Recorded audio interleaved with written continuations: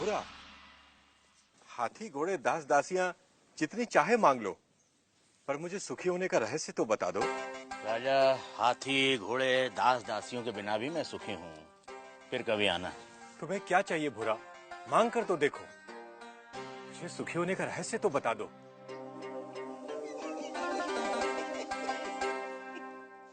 जो स्वयं सुख की खान है, उसे लालच देने का काम मूर्ख ही कर सकता है।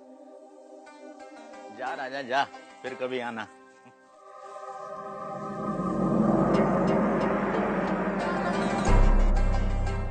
और राजा चला गया। उसे समझ नहीं आया कि गाड़ीवान भूरे को क्या चाहिए था कि अचानक राजा एक दिन अकेले गाड़ीवान के सामने आ खड़ा हुआ।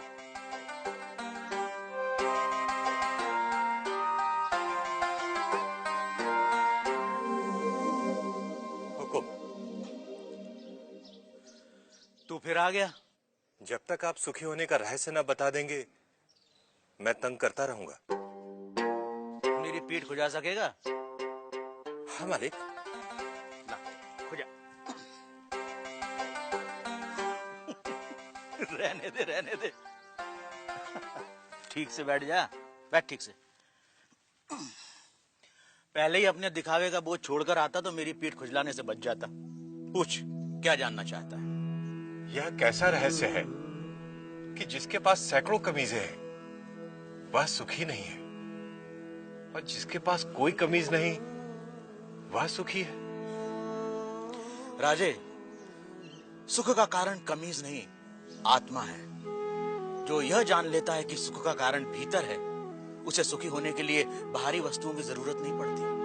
पर मन तो हमेशा सुख के लिए बाहरी वस्तुओं के पीछे भागता रहता है। इसीलिए राजे, जो अपने आनंद स्वरूप आत्मा को जान लेता है, वह वस्तुओं के पीछे भागना बंद कर देता है। मैं समझा नहीं। राजे, आनंद आत्मा का स्वरूप है। आत्मा अनंत है, इसलिए आनंद भी अनंत है। आत्मा के स्वरूप के कारण व्यक्ति स्वयं से हर क्षण प्रेम करता है। क्या कभी सोचा है कि व्यक्ति बूढ़ा हो जाता है, बीमार हो जाता है, इंद्रियां साथ छोड़ रही होती हैं, मौत द्वार खटखटा रही होती है, फिर भी आदमी जीना चाहता है? क्यों? क्योंकि हर व्यक्ति स्वयं से हर क्षण हर समय प्रेम करता है। यदि दुख स्वयं का स्वरूप होता तो क्या मनुष्य कभी स्वयं से इतना प्रेम करता? कभी तुमने सोचा है कि कभी कभी आत्महत्या का विचार क्यों आता है? नहीं मालिक। क्या है आत्महत्या का विचार? क्यों भावना के वश में आदमी मन, बुद्धि और शरीर आदि को खत्म कर देना चाहता है?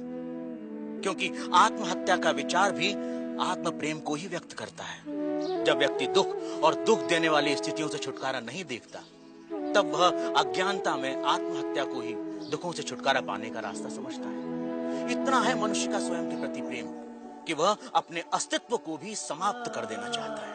सुख भीतर है, तो मनुष्य बाहर संसार के पीछे भागता क्यों है? क्योंकि वह स्वयं से प्रेम करता है। मनुष्य जिसकी भी अभिलाषा करता है, चाहे वह धन हो या वैभव, पत्नी, पति या पुत्र हो, वे सिर्फ उपकरण हैं जिनकी अभिलाषा मनुष्य स्वयं के सुख के लिए करता है। मनुष्य अपनी प्रियतम वस्तु या संबंधी को भी छोड़ देता है यदि वह वस्तु या वे संबंध दुख का कारण हो जाए। इसलिए मनुष्य सबसे अधिक स्वयं से प्रेम करता है। कोई भी व्यक्ति, चाहे वह संसार को पाने या संसार को छोड़ने की राह पर ही क्यों न चल रहा हो, वह स्वयं के लिए ही है। स्वयं के लिए इतना प्रेम कि या तो सारा संसार या संसार नहीं। स्वयं के प्रति इतना प्रेम ही आत्मा के सुख स्वरूप का प्रमाण है। यदि ऐसा नहीं होता तो मनुष्य दुखों से प्रेम करता। क्योंकि अज्ञानतावश हम अपने आनंद स्वरूप को नहीं जानते, इसलिए इस आशा में संसार और वस्तुओं के पीछे भागते रहते हैं कि वह हमें छोटे छोटे सुख देगी। यह ठीक वैसा ही है कि जो सुखों का स्वामी है, राजा है, वह खुद को भिखारी समझ दूसरों से इसकी उम्मीद करता है। यही है अज्ञान की शक्ति। इसलिए राजे, संबंधों का और वस्तुओं का सुख स्थायी नहीं होता, परंतु आत्मा का आनंद असीम होता है। वो कैसे स्थायी है? राजे, जब भी हम किसी प्रिय व्यक्ति या प्रिय वस्तु को देखते हैं तो उससे आनंद होता है। इस आनंद को शास्त्र प्रिय कहते हैं।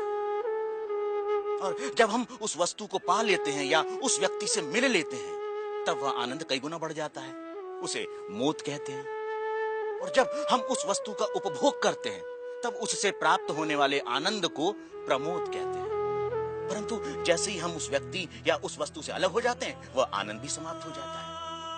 इसलिए राजे, वस्तुओं का आनंद, व्यक्तियों का आनंद स्थायी नहीं होता, परंतु आत्मा का आनंद स्थायी और अनंत होता है। बुरा व राजा में आनंद पर लंबी चर्चा हुई, जिसे वेदांत में आनंद मीमांसा कहते हैं। सात्विक आनंद, राजसिक आनंद, तामसिक आनंद से लेकर अलग अलग प्राणियों और अवस्थाओं में आनंद की अनुभूति और उसके कारणों की बुरा ने मीमांसा की। पर अंत में राजा ने वह प्रश्न किया जो इस समय हम सबके मन में है। आर्य, यदि मैं ही आत्मा हूं और आत्मा का आनंद स्थान, समय, जन्म, शरीर, मन, बुद्धि और बाहर की किसी भी वस्तु से स्वतंत्र होता है, तो मैं अनंत, असीमित और पूर्ण आनंद का अनुभव क्यों नहीं कर पाता? राजे, यदि तुम अपनी आंखें बंद करोगे तो अंधेरा ही दिखाई देगा। जब तक तुम शरीर, मन, बुद्धि, संसार, वस्तुएं, रस, भाव और विचारों की ओर ही देखोगे तब तक तुम उस अनंत, असीमित और पूर्ण का अनुभव नहीं कर सकोगे। इसमें गलती आत्मा की नहीं, हमारे दृष्टिकोण की है। इसलिए राजे, यदि सुख चाहते हो तो बाहर नहीं, भीतर देखो। तो सूत्रधार, क्या इसका ये